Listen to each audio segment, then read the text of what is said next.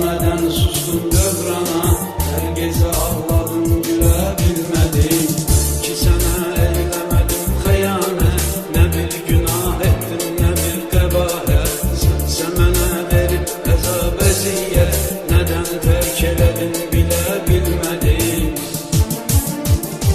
Gel güzelim, bu kadar əziyyətə tab etmir ürək. Gel güzelim, qovuşaq bizlərə hicran nə gərək. Gel güzelim, istərinsin yeremin nuri mələk. Gel güzelim, məni səndən ala bilməz.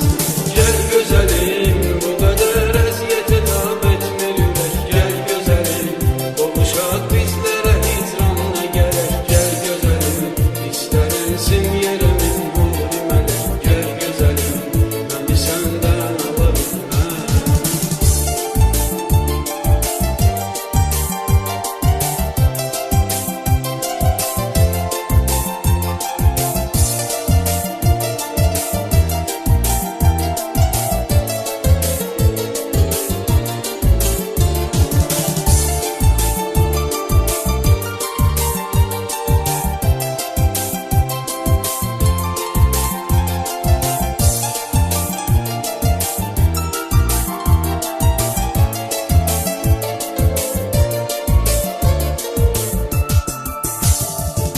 Son görüşüydü dayanıp el ele, dedin ayrılak dedim olmaz belə.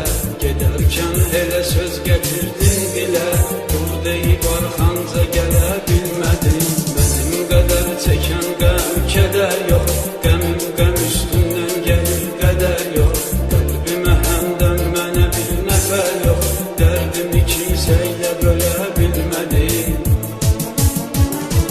Gel güzelim, bu kadar əziyyətə tab etmir ürək. Gel güzelim, qovuşaq bizlərə hicran nə gərək. Gel güzelim, istərinsin yeremin nuri mələk. Gel güzelim, məni səndən ala bilməz. Gel güzelim, Gözəlim, mən hər dəfə düşünəndə sənlə keçən günlərimi alışıram. Hərdən olur öz-özümlə ayrılığın günahkarı sənsən deyə danışıram. Öz-özümdən inciyirəm, öz-özümlə barışıram.